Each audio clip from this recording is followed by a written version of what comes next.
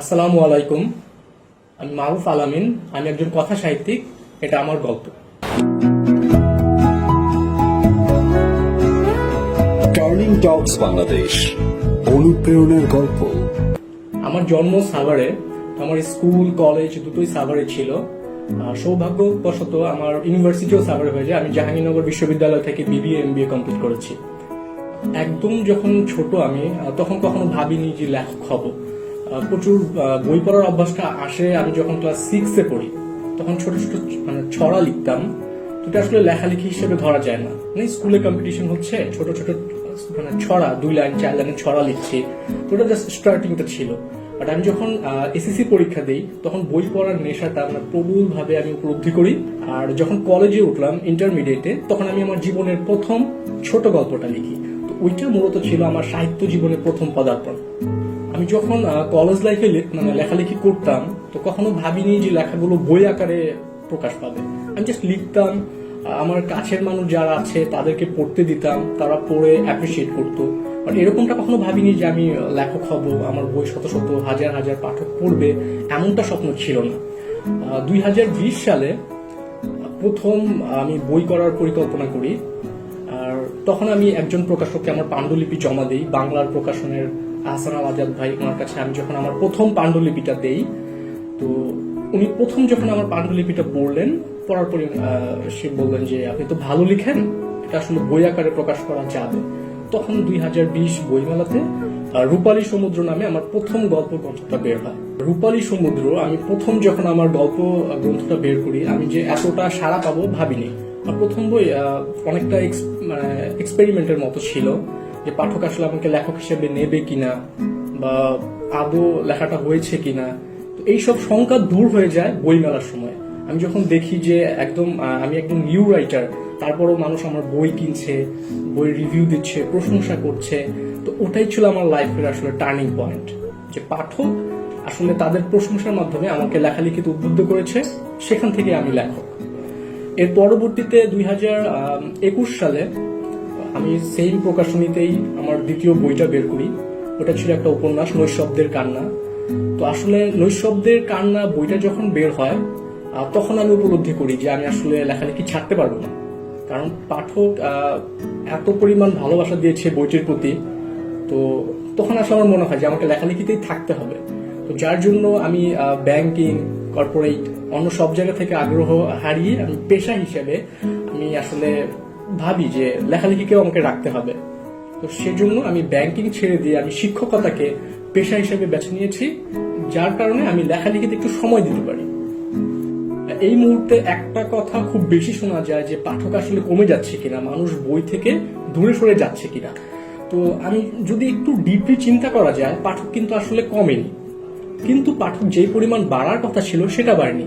বাংলাদেশের জনসংখ্যা যখন 7 কোটি ছিল, তখন যদি পাঠক ধরে নিলাম, তখন পাঠক ছিল 10 লক্ষ।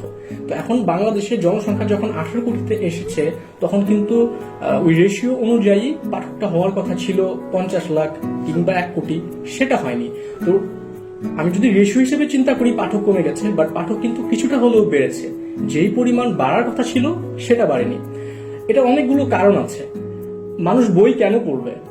বই কিন্তু আমরা জ্ঞান অর্জনের জন্য পড়ি, ঠিক আছে, কিন্তু গল্পের বই আমরা সবসময় পড়ি আনন্দ নেওয়ার জন্য।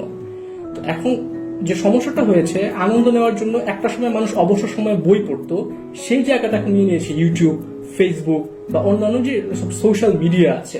তো যার কারণে বইয়ের ক্রেতা কমে গেছে। মানুষ বই পড়ছে, হয়তো পিডিএফ পড়ছে, ই বুক পড়ছে, বাট বই মেলাতে গিয়ে আগে যে লাইন ধরে বই কেনার প্রবণতা ছিল, সেটা অনেকাংশে কমে গেছে। বই পড়ার গুরুত্ব আসলে বলে কখনো আসলে শেষ করা যাবে না। আমরা সবাই জানি মানসিক বিকাশ, জ্ঞান বৃদ্ধি, অন্তর্দৃষ্টির উন্মোচন, তো এই সব কিছুতে কিন্তু বই পড়া অনেক বেশি ভূমিকা রাখে। কিন্তু বই পড়ার একটা গুরুত্বপূর্ণ ভূমিকা কিন্তু আমরা সব সময় স্কিপ করে যাই, সেটা হচ্ছে কল্পনা শক্তির বৃদ্ধি। আমাকে যখন কোনো মুভি দেখানো হয়, তখন কিন্তু স্ক্রিনে ঠিক যা দেখানো হয় আমি তাই দেখবো, ওখানে কল্পনা করার সুযোগটা কম। আর আমি যখন বই পড়ছি, সাপোজ আমি একটা লাইন পড়লাম, এরকম হুমায়ুন আহমেদের একটা উপন্যাসের লাইন, একটা মেয়ে রিক্সা করে যাচ্ছে, বাতাসে মেয়েটার চুল উঠছে।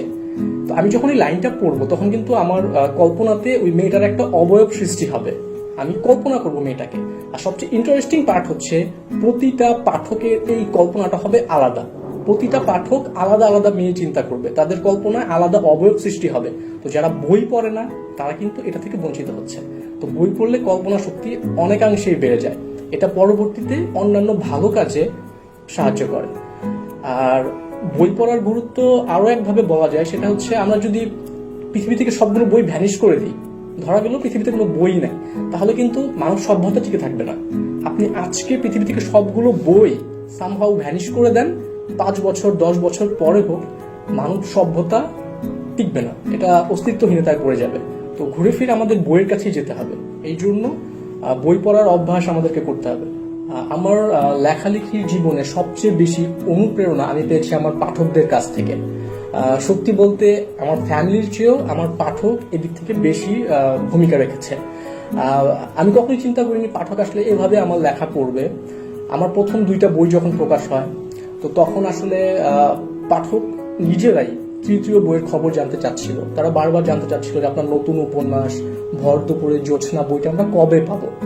আমার প্রথম 2টা বই যখন প্রকাশিত হয়, তখন আসলে আমি বুঝতে পারিনি যে আমি এতটা সাড়া পাবো। তো পাঠকই আসলে আমাকে সেই পরিমাণ ভালোবাসা শক্তি দিয়েছে, যার কারণে আমি লেখক। তারা সবসময় জানতে চেয়েছে যে ভাই আপনার নতুন বইটা কবে আসবে, ভর দুপুরে জ্যোৎস্না এই বইটা আমরা কবে পাবো। তো এই যে একটা ভালো লাগার জায়গা তৈরি হয়েছে, এটাই আসলে আমার জীবনের সবচেয়ে বড় অনুপ্রেরণা একজন লেখক হওয়ার ক্ষেত্রে। শুধু আমি না, তরুণ প্রজন্মের যে কজন লেখক আছে সবাই কিন্তু মোটামুটি আমরা হুমায়ুন আহমেদের বই পড়ে বড় হয়েছি। তো হুমায়ুন আহমেদের বই ছোট থেকে অনেক বেশি পড়া হতো, তো এই জন্য উনি আমার সবচেয়ে প্রিয় সাহিত্যিক। আর তারপরে আমি বলবো আমার জহির রায়হান, শরৎচন্দ্র, ওপার বাংলার সুনীল, তো এদের বই আমার বেশি পড়া হয়। সুযোগ পেলে আমি এদের বই পড়ি। আর বর্তমান সময়ে যারা লিখছে তাদের মধ্যে সাদাত হোসাইন, কিঙ্কর আহসান ভাই, মৌরি আপু, এদের লেখা আমার খুব বেশি ভালো লাগে। বাংলাদেশে যারা লেখালেখি করতে চায় তাদের সবচেয়ে বড় বাধাটা কিন্তু আসে পরিবার থেকে। কারণ একজন বাবা মা সে ছোট থেকেই, তার ছেলে মেয়ে যখন ছোট থাকে তখন থেকেই তারা স্বপ্ন দেখে আমার ছেলে বড় হয়ে ডাক্তার হবে, আমার ছেলে বড় হয়ে ইঞ্জিনিয়ার হবে। কোনো বাবা মা এভাবে চিন্তা করে না আমার ছেলেটা বড় হয়ে একজন লেখক হবে বা আমার ছেলেটা বড় হয়ে একজন চিত্রশিল্পী হবে। কেন চিন্তা করে না? কারণ বাংলাদেশের প্রেক্ষাপট থেকে তারা দেখছে যে আসলে লেখালেখি যারা করে তারা আর্থিকভাবে কিছুটা পিছিয়ে থাকে।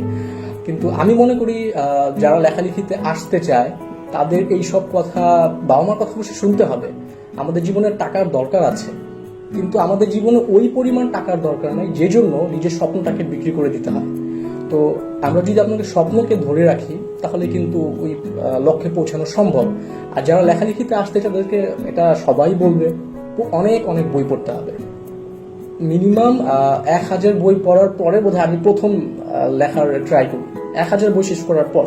তো এখন অনেকের মধ্যে একটা প্রবণতা দেখা যায় যে বই না পড়েই কিভাবে লেখক হওয়া যায়। হয়তো 2টা-4টা বই পড়েছে, সে চিন্তা করে আমি একটা বই লিখে ফেলবো।